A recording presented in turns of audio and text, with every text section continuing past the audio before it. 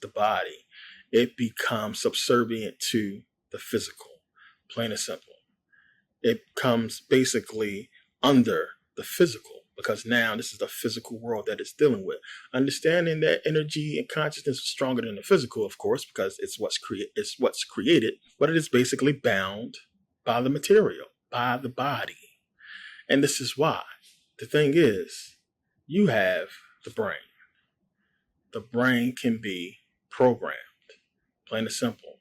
So the brain can be programmed in such a way that causes the consciousness to be out of the control of the subconscious and subservient, serving the programming instead of serving the subconscious. So in other words, if you brainwash somebody or program a person to go do something, I heard about the Manchurian Candidate and everything like that. You can program a person to, despite their free will and conscious thoughts or the powerful subconscious, the programming takes over and a person goes and acts out the programming without the intervening of the subconscious, which is supposed to be the rational part. So programming is crazy. So you have that physical programming that can take place that can basically control, the entire body. So the brain is a computer. It can be programmed, plain and simple. And this is how we understand, how we know that human life is different. It's special from all other life on this planet. And the main reason is because of our consciousness. But we can be programmed. And everything has been programmed, when you really understand, to seemingly do something on this planet specific to its species or what have you, vis-a-vis the way we act on this planet. Plain and simple. If you look at every other life on this planet, they have a role. It's a role, a symbiotic role when you really pay attention, that they all go about. We know about ants and how they build the mounds and everything that they do. We know about lions and how they run in prides and everything. Wildebeest and buffalo, how they act. Bees in a beehive. Everybody seems to have this programmed role that they do and how they exist on this planet. Plain and simple. But you have us, who can be programmed to do something different each and every time, to act outside of the normal role of us. Now, if you take the consciousness of the other beings, it seems as if they're stuck in a paradigm of their actions. Basically, monkeys are monkeys. That's what they do. That's what they do. They're monkeys. They do what monkeys do. You take the consciousness, or just take the understanding. If you ever drove the country, you ever took a long ride, through any farms or what have you, you going to hit a shit ton of bugs. You have bugs stuck to your car window, all over your car. And it's like, why don't the bugs understand or have the consciousness to understand to get out the way? The bugs think they can fly through the car. They see it's a glass. They can look through the car right out the back window. And yet they drive straight into the window. At night, they're attracted to the light. That's one thing. But during the daytime, this happens as well. And it's like, you would think by now, decades, hundreds of years, however long cars been out, that they would have figured this shit out by now. Like, yo, why are you driving, flying straight down the road? You're going to get smacked by a car.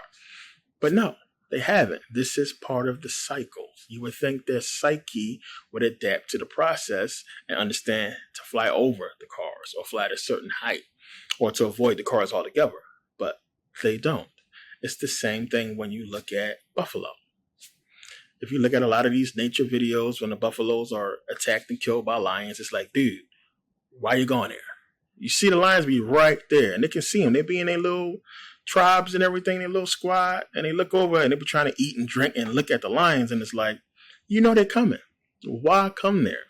Why not come up with a different plan? It's because they don't have that psyche, that consciousness, the way humans do. And this is why, we're higher and above all the animals or what have you, because of consciousness, not because of physical, attributes, because, you can't beat a lion, but you can outsmart one. And the thing is, they can't. They cannot do it. They cannot change. Now, this is how we are different and how we know the programming is special and our consciousness is unique on this earth. Because basically, if we wanted to, and I don't know nobody that's going to want to do this, but some people have, we could live like any other surface animal on this planet if we wanted to. If we wanted to go live out with the monkeys and the gorillas out in the forest, act like them, eat what they eat, do what they do, we can go do that. We want to go chill with a pride, stay with some lions, eat like they eat raw meat, hunt like they hunt. We can do that. But they can't do what we do. They can't have consciousness like we have. They can't come together and say, you know what, I'm going to open a water ice stand down on 101st. I'm going to, open a corporate office and go to law school or something like that. They can't do that. They can't have the consciousness that we have. We can do what we want. Our consciousness is different. So the point of this is to get you into the understanding of how unique we are. I don't want nobody to go back and think the sun is responsible and, it's the main power and God of all. I don't want you to come away with that understanding. It's so you can understand consciousness is the true God. Consciousness is everything. It's over the sun. Consciousness put the sun here. So understanding in that aspect of we all have to basically need the sun to exist. But more than that, consciousness is over that physical energy that we get from the sun itself, that physical, that power we get. There's still consciousness which created the power in the first place. So there's something more unique to it, consciousness, than, the energy in the sun. But as we look in this physical world, we know we are basically regulated and basically need the sun for all of us to exist and stay here on this planet. So now, what if our energy was just as powerful as the sun? What if consciousness created the sun to be sort of a battery for our energy as we exist on this physical level? And that meditation is a way for us to tap into that energy and recharge ourselves.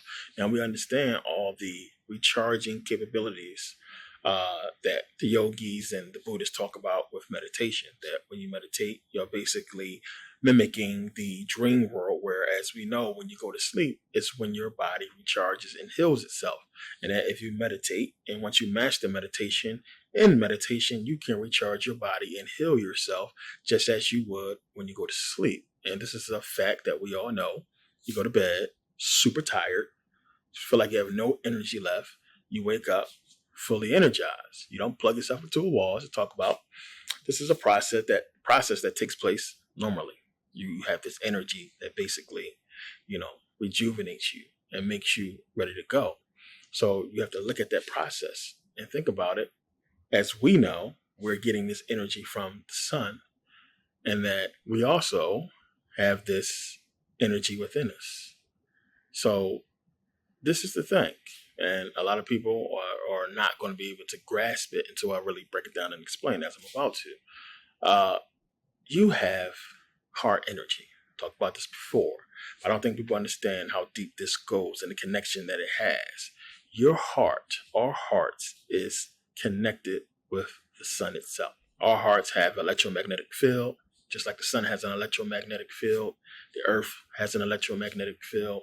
There is a relationship between the three. There is a connection that we have to understand exists. So we have been told, we have been talking about, we are gods. Talked about this many times. The ancient Egyptians. Everybody who is conscious understands that we are gods. God is in us. Talked about how when you spell sun backwards, it's in us. A sun in us. So if we are God and the sun is God, then we have to have a sun as well. And we do have a sun within us. It's our heart. Plain and simple. Make a lot of sense in a second. We have a sun in us. It's our heart. Our heart is directly connected to the sun. So now the two most important organs in the body, we know, the brain, the heart. Plain and simple.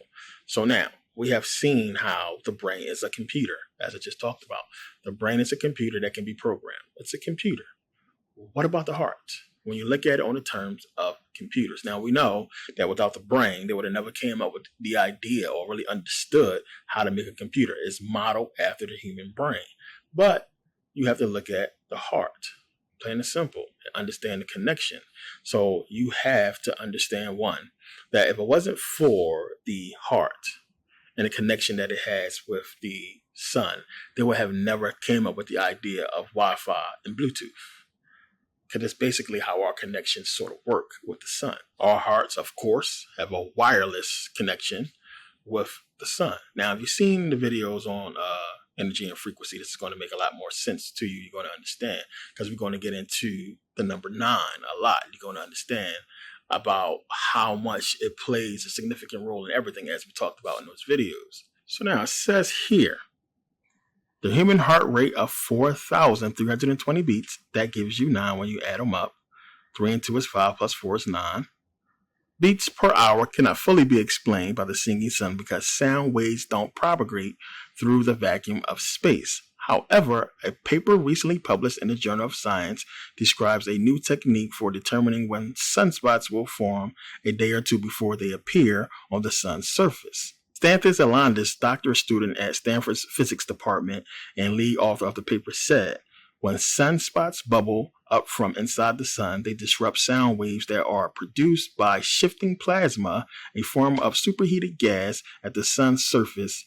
Sunspots are associated with solar flare explosions of charged particles called coronal mass ejections. We heard about this before. The sun's solar flare cycles run from high to low over an 11-year period. We got the numbers we're talking about, 9 and 11. If we speed up this cycle to 11 cycles per second, we find that one of the harmonics of 11 is 4-3-2. The musical connection between the sunspot cycle and the rhythm of the heart indicates that while the sun's song may not be acoustically influencing the solar system, it does translate to a rhythm of coronal mass ejection that affects Earth and other planets. For example, researchers have noticed a correlation between sunspot activity and planetary alignments of Saturn and Jupiter. Solar maximum, the peak of the sunspot cycle, is correlated with the conjunction of Saturn and Jupiter, and the solar minimums, which are the low points of the sunspot cycle, when the planets are in opposition. The question is whether the orbits of the two planets are keeping time to the song of the sun, or do their orbits affect the cycles of the sun and its interior harmonies, as some researchers suggest. It's going to make sense in a second. If the sun is the conductor of the solar system orchestra, we would expect Earth to also be in tune with the sun's song. Scientists, particularly those who study earthquakes, once thought that the Earth's long-period acoustic waves or free oscillations occurred as the result of large earthquakes. However, it is now known that the Earth freely oscillates even in seismically inactive periods. The Earth's background free oscillations are known as Earth's hum. The source of the free oscillations of Earth has been a long-standing mystery. Researchers have speculated that the Earth's hum is a result of ocean waves colliding with the seafloor. Russian researchers discovered that global seismic activity, which undergoes a modulation period of 54 minutes, 5 and 4, 9, may in fact be induced by the Earth's free oscillations.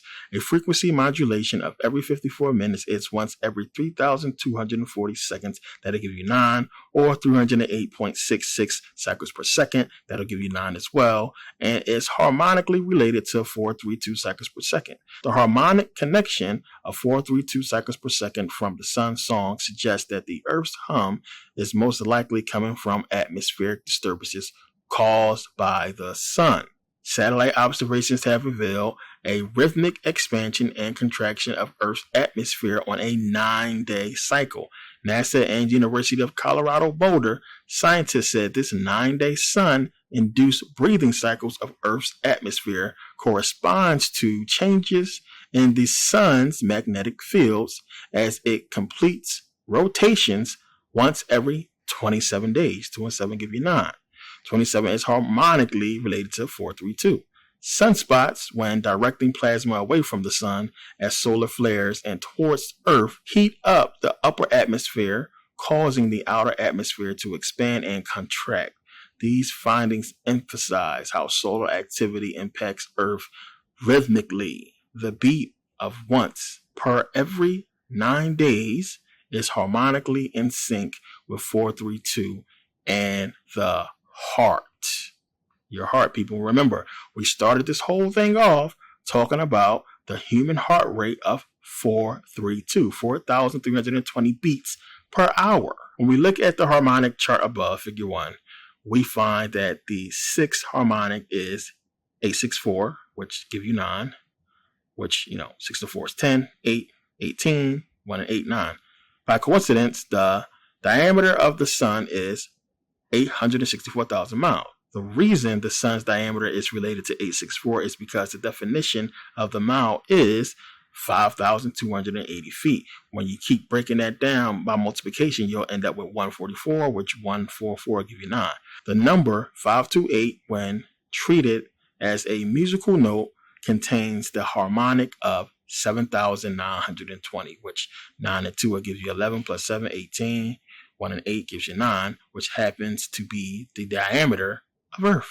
The other numbers we have examined, 954, which 5 and 4 give you 9, 72, which that'll give you 9 as well, and 144 also share the harmonic of 7,920, the frequency of the 528, which when you start multiplying 5 and 8, 52 times 8, until you get to 144 again, you'll get 9. And terahertz, or trillions of cycles per second, is related to the color green. As we just got finished talking about, green is the result of the sun's photosynthesis in plants, which helps explain why alchemical symbols for transformation and personal growth often contains the color green. The song of the sun appears to be connected to the music of the spheres after all. What was once believed to be a silly idea from a distant and naive civilization is turning out to be the fundamental vibration of the universe.